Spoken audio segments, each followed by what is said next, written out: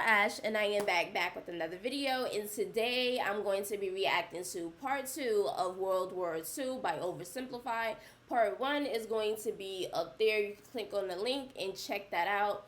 It actually feels good to kind of go down history lane because there's a lot of things that I've honestly have forgotten, and this is just a fun way to brush up on your history, an educational way at that. So I'm super duper excited to be going through this learning experience. If you haven't subscribed already, what are you waiting for? Hit that red button so you can be a part of the family. Don't forget to give your girl a thumbs up. Enough of me talking, y'all. Let's get straight into this reaction. Boom. Part 2. So what else is happening? Well, when I said Britain was all alone, that wasn't entirely true. Many Commonwealth nations and other Allied colonies had joined the war in Britain's support. They would play a key role throughout the war, particularly in the African and Italian campaigns. On the Axis side, Germany, Italy, and Japan signed the defensive tripartite pact, bringing their military alliance even closer together. The Soviet Union's war against Finland should have been an easy victory, but it became a humiliating struggle, and their military ineptitude was put on full display. In the end, they did force the Finns to sue for peace. Then, they continued their honorable campaign of pushing around much smaller countries by annexing the Baltic states and part of northern Romania. France's colonies in equatorial Africa were like, heck no, we aren't going to join the Germans, and they all pledged their allegiance to free France, except for Gabon, which had to be taken by military force. The Allies also tried to capture the strategic port of Dakar, but that ended in failure.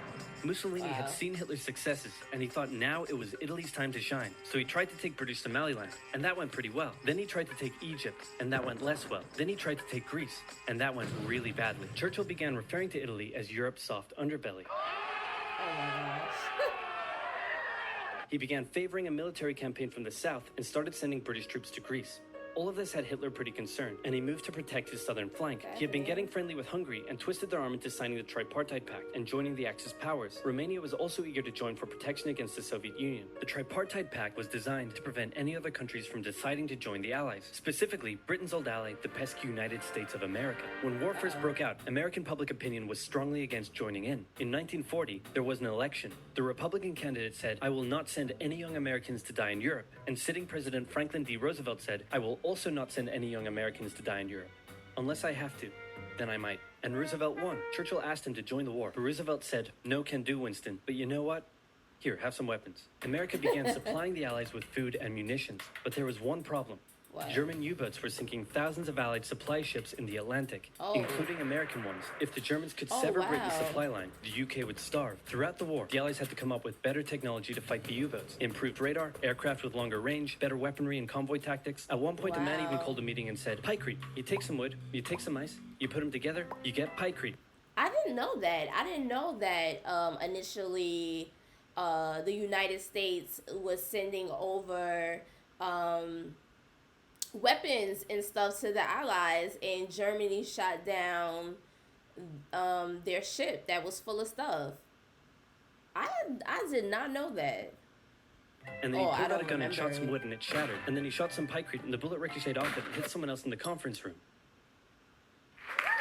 Then they tried to make a pykrete aircraft carrier, but that idea was scrapped because that's a really dumb idea. In the end, Alan Turing and his team of codebreakers cracked Germany's Enigma code, and the U-boats gradually became less and less of a threat. Back in Africa, Britain decided to push Italy out of Egypt. Hey, that was pretty easy, so they kept going. Hitler realized he was going to have to finally step in and do something. He went to Bulgaria and Yugoslavia and said, "Hey, I'm going to move troops through you to get to Greece, so either join us or, be invaded." Bulgaria opted to join them. Yugoslavia opted to be invaded. Then Greece finally fell to the joint German-Italian invasion. The British had moved troops from North Africa to fight in Greece, which helped Rommel and his tank divisions push the British back to Egypt. And they could have kept going, but a small, mostly Australian force held out under siege for 8 months in Tobruk, denying the Germans a strategic port city and disrupting their supply line. Despite having some success in the Middle East, the British didn't seem like any real threat for now. Hey, Soviet Union, look out. With 3 million troops, Hitler launched the largest ground invasion in history, and Stalin was far from ready. Both Churchill and Roosevelt had warned him of an impending attack, but he dug his head in the sand, and the Soviets didn't stand a chance. Germany made staggering progress, with huge encircling movements capturing mind-boggling numbers of Russian troops. 250,000 at Bialystok, Minsk, 300,000 at Smolensk, nearly 700,000 at Kiev, and again at Vyazma and Bryansk. Leningrad was put under a siege that would last an insufferable 4 years. The invasion of Russia had been Hitler's main ideological goal from the beginning, and his hatred for the ethnic peoples there was now unleashed in all its fury. The Eastern Front of the Second World War was brutal for all that endured it. The Germans were now inside of Moscow, and that's it. It's all over. But then it happened. It got cold. Stupid cold. Hitler had hoped the Soviets would give up before winter, but they kept fighting. His commanders came to him and said, "Can we please dig in for the winter and wait until spring?" "No, keep going." "But oil is literally freezing inside our vehicles." "That's fine, keep going. We're having to leave the corpses of our frozen." He was a psychopath. Like, literally, you want your men to just freeze to death? They're not used to that cold weather. And from my understanding, certain parts of Russia is extremely cold. I think they said the more north is cold in Russia. Not all parts of Russia is cold. Or do I have it backwards? Or is it the south? I don't know. I think it's the north. I think they said it's more colder in the north than it is in the south. But he's sick. Why would you want your people to freeze to death? Horses by the side of the road so we can still find our way in the snowdrift. Perfectly normal. Keep going. Hitler hadn't given his millions of men winter clothing and supplies because he thought he really should have won by now. Then, Stalin called in troops from the Siberian front, specially trained to fight in the extreme cold, and the Germans were no match. They were now being pushed back. They had no choice but to dig in and wait for winter to end. Germany's victories were staggering, and Japan was eager not to miss the victory bus. Their war in China had come to a standstill, but they wanted to keep expanding their sphere of influence and getting those sweet, sweet raw materials. They began making plans to expand southward, but there was a problem. Southeast Asia was heavily colonized by America and Great Britain. It was also full of ocean. Ocean meant naval combat, and there was no way the Japanese Navy could stand up to the US and the UK. So they thought, wouldn't it be nice if we could destroy their navies before we begin our conquest? And so it was. On December 7th, 1941, the Japanese launched a surprise air raid on the US Pacific Fleet at Pearl Harbor and inflicted a huge amount of damage. They also attacked British colonies in Southeast Asia. Roosevelt had no choice but to declare war on Japan, and so did Churchill. Hitler then declared war on America, even though he totally didn't have to. The attack on Pearl Harbor seemed like a big Japanese victory, but they didn't attack any of the naval repair yards, fuel storage tanks, or the submarine base, meaning the Pacific Fleet would be up and running again pretty soon. In the meantime, though, the Japanese were able to begin their conquest. They took Guam, the Gilbert Islands, Wake Island, Hong Kong, and the Philippines. They forced Thailand to join them so they could march their troops through to Malaya. They swept through Singapore, North Borneo, the East Indies, New Guinea, the Solomons, and they were now threatening northern Australia and the borders of India. Japan's victory had been as staggering as the Germans, and it reinforced the Japanese idea that this was a divine war which they were destined to win. But their victories had been based on speed, not power, and power would eventually catch up with them. For now, though, in all occupied nations, the people suffered. Persecution, forced labor, harsh punishments for any who spoke out against their occupiers. And the things that Japan was doing to a lot of their people actually,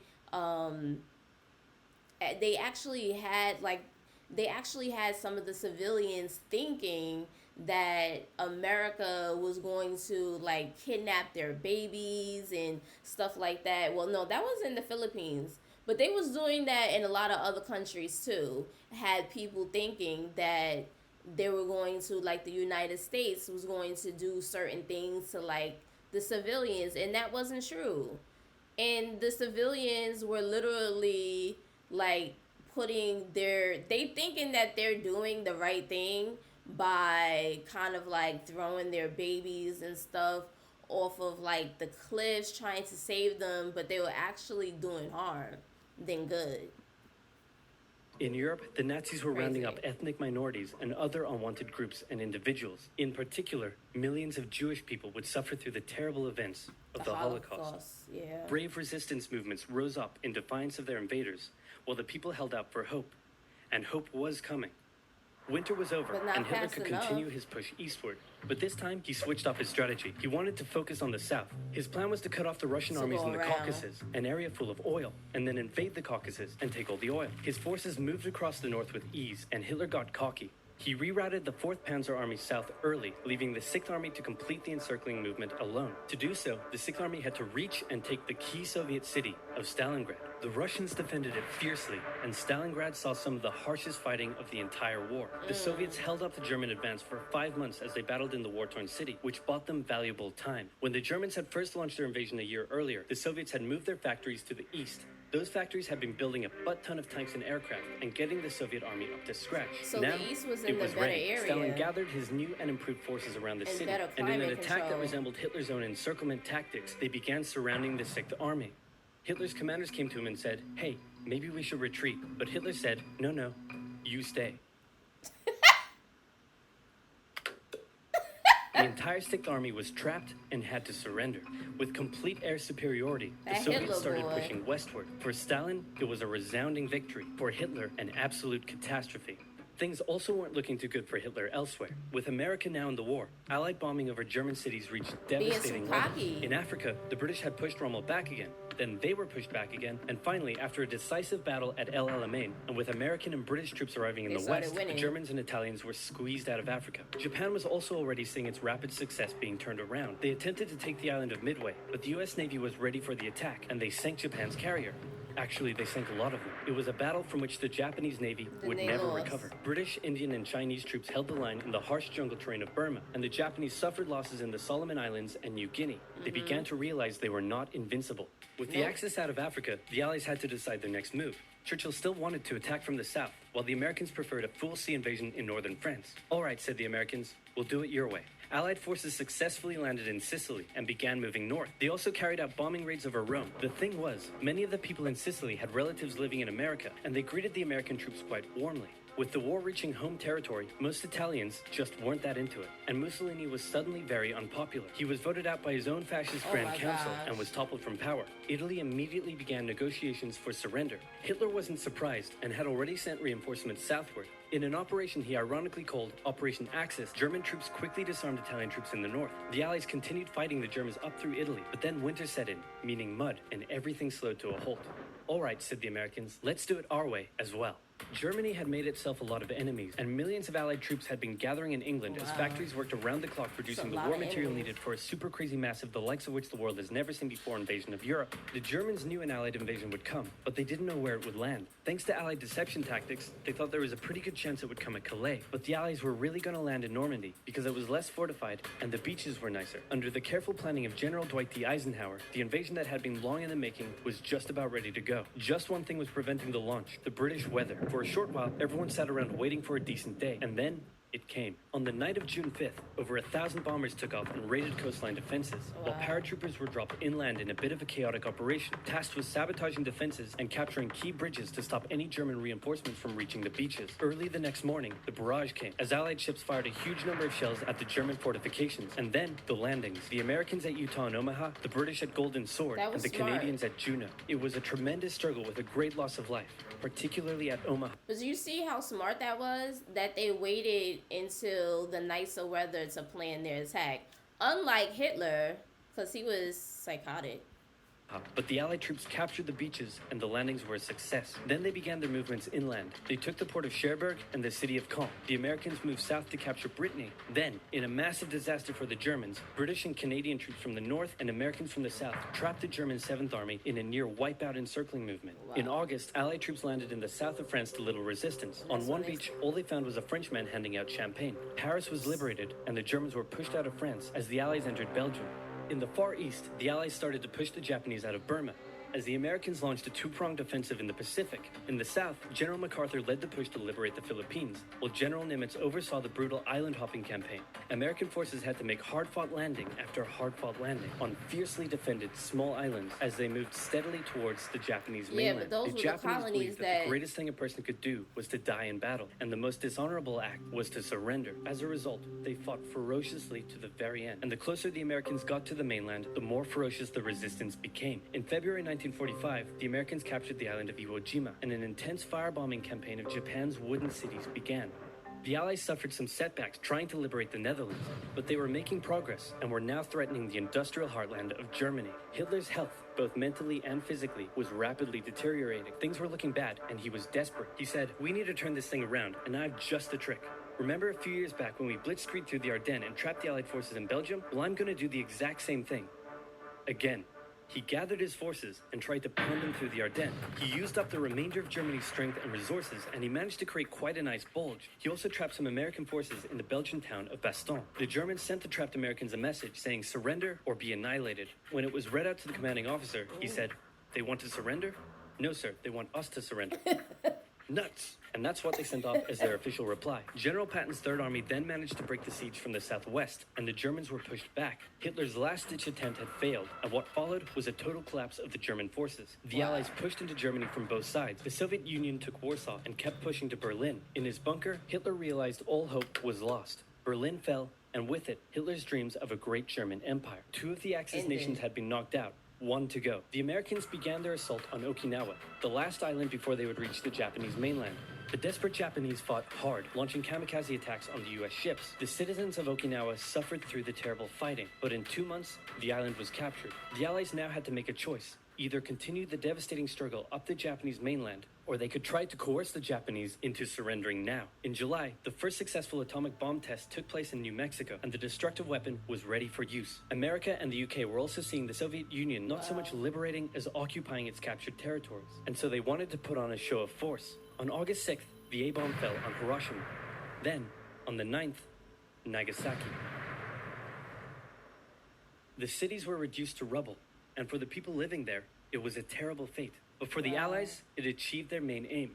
In September, the Emperor announced Japan's surrender, saying the war situation has developed not necessarily to Japan's advantage. After 6 years, war was finally over. The Allies occupied Japan for 8 years. The Emperor was allowed to keep his position, but General MacArthur made sure this picture was printed in the Japanese press to display to the Japanese people that their Emperor was not the divine, powerful being they had believed. Germany was divided between America, the UK, France, and the Soviet Union. In 1949, the Allied sectors were united into West Germany. The Second World War had been more terrible and destructive than the first. 80 million killed. In its aftermath, two major superpowers with two very different ideologies had come out victorious, and the tension between the two of them would create a new kind of war. A very, very cold one.